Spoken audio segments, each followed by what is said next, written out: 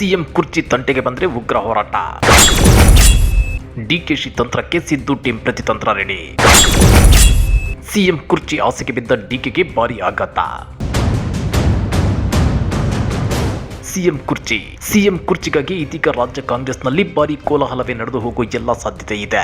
ಸಿದ್ದು ಮತ್ತು ಡಿಕೆಶಿ ಬಣಗಳ ಮಧ್ಯೆ ಉಗ್ರ ಹೋರಾಟಗಳು ನಡೆಯುವ ಲಕ್ಷಣಗಳು ಗೋಚರಿಸುತ್ತಿವೆ. ಜೊತೆಗೆ ಡಿಕೆಶಿ ತಂತ್ರಕ್ಕೆ ಸಿದ್ದು ಟೀಮ್ ಪ್ರತಿತಂತ್ರವನ್ನ ಹಿಡಿದಿದೆ. ಇತ್ತ ಡಿಕೆಶಿ ದಿಲ್ಲಿಯಲ್ಲಿ ಏಕಾಂಗಿ ಹೋರಾಟ ವಿಫಲವಾದಂತೆ ಕಂಡು ಬರ್ತಿದೆ. ಹಾಗಾದ್ರೆ ದಿಲ್ಲಿಯಲ್ಲಿ ಹೈಕಮಾಂಡ್ ನಾಯಕರು ಡಿಕೆಶಿಗೆ ಏನ್ ಹೇಳಿದ್ರು? ಸಿಎಂ ಕುರ್ಚಿ ಆಸೆಗೆ ಬಿದ್ದು ಡಿಕೆಶಿ ಕೆಪಿಸಿಸಿ ಹುದ್ದೆಯನ್ನೇ ಕಳೆದುಕೊಳ್ತಾರ? ರಾಜ್ಯ ಕಾಂಗ್ರೆಸ್ನಲ್ಲಿ ನಡೆಯುತ್ತಿರೋದು ಎಂತ ಬೆಳವಣಿಗೆ ಗೊತ್ತಾ? ಅದನ್ನ ಡೀಟೇಲ್ ಆಗಿ ತೋರಿಸ್ತೀವಿ. ಆದ್ರೆ ಅದಕ್ಕಿಂತ ಮೊದಲು ಹಲೋ ಕನ್ನಡ ಯೂಟ್ಯೂಬ್ ಚಾನಲ್ ಅನ್ನ ಸಬ್ಸ್ಕ್ರೈಬ್ ಮಾಡ್ಕೊಳ್ಳಿ. ಹಾಗೇನೇ ಪಕ್ಕದಲ್ಲಿರೋ ಬೆಲ್ ಬಟನ್ ಅನ್ನು ಪ್ರೆಸ್ ಮಾಡಿ. ಯುದ್ಧ, ಆಂತರಿಕ ಯುದ್ಧ. ರಾಜ್ಯ ಕಾಂಗ್ರೆಸ್ನಲ್ಲಿ ಸಿಎಂ ಕುರ್ಚಿಗಾಗಿ ಆಂತರಿಕ ಯುದ್ಧವೇ ನಡೆದು ಹೋಗುವ ಎಲ್ಲ ಲಕ್ಷಣಗಳು ದಟ್ಟವಾಗಿವೆ. ಲೋಕಸಭಾ ಎಲೆಕ್ಷನ್ ಮುಗಿಯುವವರೆಗೂ ಸುಮ್ಮನಿದ್ದ ಡಿಸಿಎಂ ಡಿಕೆಶಿ ಮತ್ತು ಸಿಎಂ ಸಿದ್ದರಾಮಯ್ಯ ಬಣಗಳು 5 ವರ್ಷ ಶಾಶ್ವತ ಸಿಎಂ ಕುರ್ಚಿಗಾಗಿ ಈಗ ಬಹಿರಂಗ ಕಾದಾಟಕ್ಕಿಳಿದಿವೆ. 2023ರ ಮೇ ತಿಂಗಳಲ್ಲಿ ರಾಜ್ಯ ಕಾಂಗ್ರೆಸ್ ಅಧಿಕಾರಕ್ಕೆ ಬಂದ ಸಂದರ್ಭದಲ್ಲೇ ಸಿಎಂ ಕುರ್ಚಿಗಾಗಿ ಸಿದ್ದು ಮತ್ತು ಡಿಕೆಶಿ ಬಣಗಳ ಮಧ್ಯೆ ಜಟಾಪಟಿ ನಡೆದಿತ್ತು. ಅವತ್ತು ಹೈಕಮಾಂಡ್ ನಾಯಕರು ಇಬ್ಬರ ಮಧ್ಯೆ ಅದೇನ್ ಮಾತುಕತೆ ನಡೆಸಿದ್ರೋ ಗೊತ್ತಿಲ್ಲ. ಕೊನೆಗೆ ಸಿದ್ದರಾಮಯ್ಯ ಈ ರಾಜ್ಯದ ಸಿಎಂ ಆಗಿ ಆಯ್ಕೆಯಾಗಿದ್ರು. ಹೀಗೆ ಸಿಎಂ ಆಗಿದ್ದ ಸಿದ್ದರಾಮಯ್ಯ ಕಳೆದೊಂದು ವರ್ಷದಿಂದ ಈ ರಾಜ್ಯದ ಸಿಎಂ ಆಗಿ ಅಧಿಕಾರ ಚಲಾಯಿಸಿದ್ದಾರೆ. ಕೊಟ್ಟಿದ್ದ 5ಕ್ಕೆ 5 ಗ್ಯಾರಂಟಿಗಳನ್ನು ಜಾರಿಗೆ ತಂದಿದ್ದಾರೆ.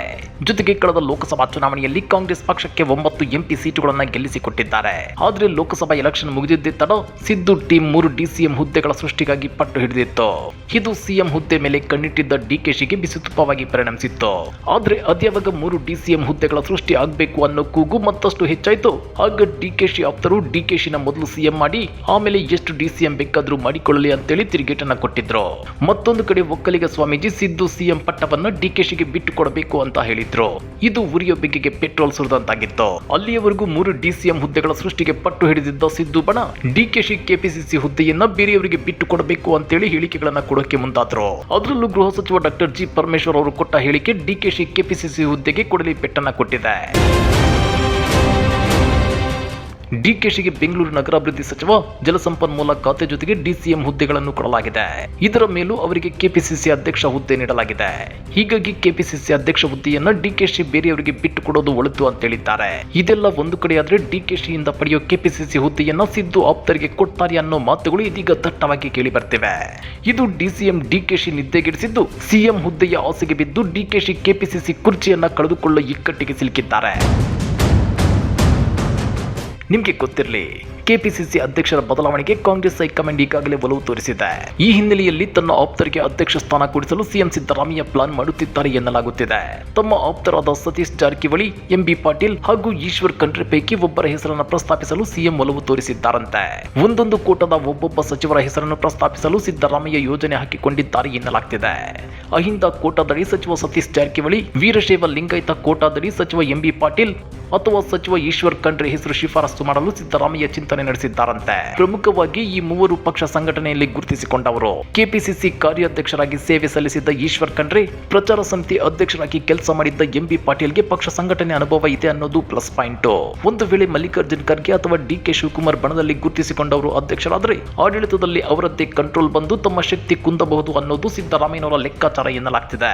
ಹೀಗಾಗಿ ತಮ್ಮ ಬೆಂಬಲಿಗರಿಗೆ ಕೆಪಿಸಿಸಿ ಅಧ್ಯಕ್ಷ ಸ್ಥಾನ ಕೊಡಿಸಲು ಸಿದ್ದರಾಮಯ್ಯ ಸರ್ಕಸ್ ಮಾಡಬೇಕಾದ ಪರಿಸ್ಥಿತಿ ನಿರ್ಮಾಣವಾಗಿದೆಯಂತೆ. ಹೀಗಾಗಿ ಈ ಮೂವರ ಹೆಸರನ್ನ ಶಿಫಾರಸು ಮಾಡಲು ಸಿದ್ದರಾಮಯ್ಯ ಮುಂದಾಗಿದ್ದಾರೆ ಎನ್ನಲಾಗ್ತಿದೆ. ಆದ್ರೆ ಡಿಕೆಶಿ ಮಾತ್ರ ಈಗ ಕೆಪಿಸಿಸಿ ಹುದ್ದೆ ಕೈ ತಪ್ಪಿದ್ರೆ ಮುಂದೆ ಸಿಎಂ ಹುದ್ದೆಯನ್ನು ಪಡೆದುಕೊಳ್ಳಲು ಅಸಾಧ್ಯ ಅಂತ ಭಾವಿಸಿದ್ದಾರೆ. ಯಾಕಂದ್ರೆ ಮುಂಬರುವ ಸ್ಥಳೀಯ ಸಂಸ್ಥೆಗಳ ಚುನಾವಣೆ, ಬಿಬಿಎಂಪಿ ಚುನಾವಣೆ, 3 ಉಪಚುನಾವಣೆಗಳಲ್ಲಿ ಹೆಚ್ಚು ಸೀಟುಗಳನ್ನ ಗೆದ್ರೆ ಹೈಕಮಾಂಡ್ಗೆ ತಮ್ಮ ಅಧ್ಯಕ್ಷತೆಯಲ್ಲಿ ಇಷ್ಟೊಂದು ಚುನಾವಣೆಗಳನ್ನ ಗೆದ್ದಿದ್ದೀವಿ ಅಂತ ತೋರಿಸಿ ಸಿಎಂ ಕುರ್ಚಿಯನ್ನ ಗಿಟ್ಟಿಸಿಕೊಳ್ಳಬಹುದು ಅನ್ನೋದು ಡಿಕೆಶಿಯ ಲೆಕ್ಕಾಚಾರ.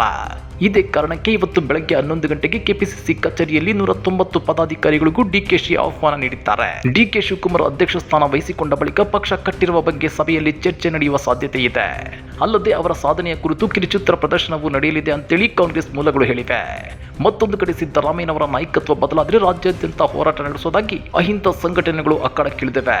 ಇದು ಡಿಕೆಶಿ ಸಿಎಂ ಹುದ್ದೆ ಕನಸಿಗೆ ತಣ್ಣೀರು ಸುರಿಯುವಂತಾಗಿದೆ.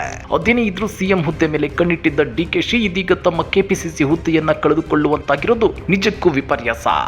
ಈ ಬಗ್ಗೆ ನೀವೇನಂತೀರಾ? ಕಮೆಂಟ್ ಮಾಡಿ, ವಿಡಿಯೋ ಲೈಕ್ ಮಾಡಿ, ಶೇರ್ ಮಾಡಿ. ಇಂಥ ಮತ್ತಷ್ಟು ರೋಚಕ ರಾಜಕೀಯ ಸುದ್ದಿಗಳನ್ನು ಮಿಸ್ ಮಾಡದೆ ನೋಡಬೇಕು ಅಂದರೆ ಹಲೋ ಕನ್ನಡ ಯೂಟ್ಯೂಬ್ ಚಾನಲನ್ನು ಸಬ್ಸ್ಕ್ರೈಬ್ ಮಾಡ್ಕೊಳ್ಳಿ.